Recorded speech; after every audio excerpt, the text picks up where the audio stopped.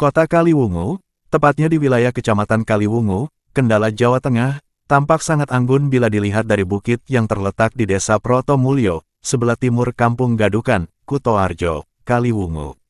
Masjid Al-Mutakin yang berada di pusat kota terlihat sangat dominan dan lebih besar dibanding bangunan lain yang ada di sekitarnya.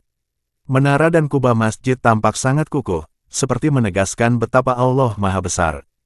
Dari ketinggian bukit itu, tampak kecantikan kota Kaliwungu yang mempesona. Di sana terdapat makam alim ulama dan para penyiar agama Islam tempo dulu. Masyarakat menyebutnya sebagai makam Jabal, bukit, sebuah kawasan perbukitan. Salah seorang ulama besar yang dimakamkan di sana adalah Kiai Musyafa bin Haji Bahram. Seperti halnya makam wali-wali yang lain, makam Mbah Syafa, demikian beliau biasa disapa, ini pun kerap dikunjungi para peziarah, terlebih pada hari Kamis Wage sore dan Jumat Kliwon. Pada kedua hari tersebut, ratusan bahkan ribuan peziarah datang ke sana. Santri dari beberapa pesantren juga kerap menjadikannya sebagai tempat untuk melaksanakan riyadah. Selama hidup, antara tahun 1920-1969, Mbah Syafa dikenal sebagai sosok yang zuhud. Ia sangat sederhana, baik dalam berpakaian maupun dalam bertutur kata. Kesederhanaannya dalam berpakaian membuat sebagian orang menganggap Mbah Syafa sebagai kiai yang sangat miskin.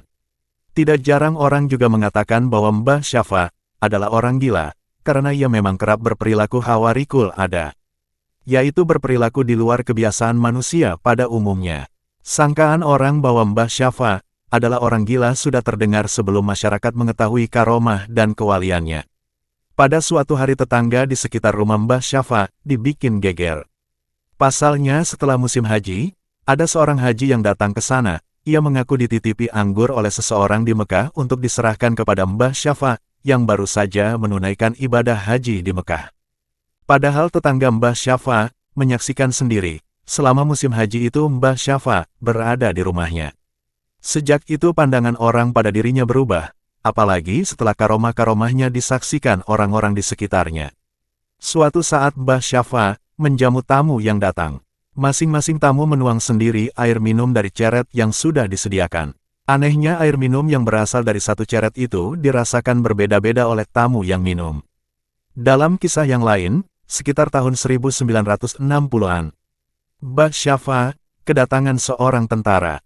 Tentara itu bermaksud memohon restu, karena sebagai pembela negara dia mendapat tugas ikut dalam rombongan pasukan Trikora yang akan membebaskan Irian Jaya dari pendudukan Belanda. Saat dia sampai di tempat tinggal Mbah Syafa, dan mengemukakan maksudnya, Mbah Syafa tidak menjawab sepatah kata pun. Beliau hanya mengambil sebuah wajan yang telah dibakar hingga merah membara. Oleh Mbah Syafa, wajan itu didekatkan ke kepala orang tersebut sambil dipukul beberapa kali. Sesaat kemudian beliau masuk ke dalam rumah dan keluar dengan membawa 3 buah biji randu, kelenteng, lantas menyerahkannya pada orang itu. Orang tersebut tidak mengerti apa maksud Mbah Syafa, namun ia tetap menyimpan biji randu pemberian Mbah Syafa. Di belakang hari, isyarat tersebut bisa diketahui setelah kapal yang ditumpangi tentara Indonesia hancur di tengah laut. Namun atas izin Allah orang tersebut selamat. Dalam kisah yang lain diceritakan pada 1940-an, suatu hari Mbah Syafa menggali tanah hingga dalam. Orang-orang di sekitarnya merasa heran dengan apa yang dikerjakannya itu. Sebagian mengira tempat itu akan digunakan untuk memelihara ikan, sebagian yang lain menyangka akan dibuat sumur. Setelah beberapa saat, orang baru sadar bahwa Mbah Syafa mengetahui peristiwa yang bakal terjadi belakangan. Karena tidak lama berselang, tentara Jepang menyerbu daerah Kaliwungu, dan lubang itu dipergunakan sebagai tempat persembunyian orang-orang yang ada di sekitarnya.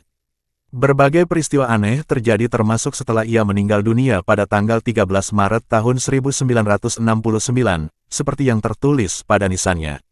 Suatu ketika saat sedang membersihkan balai desa Kerajaan Kulon, Mbah Rashid, tukang sapu kantor tersebut, ditemui Mbah Syafa tanpa berbincang apapun. Mbah Syafa memberinya uang Rp1.000, padahal ia telah meninggal dunia.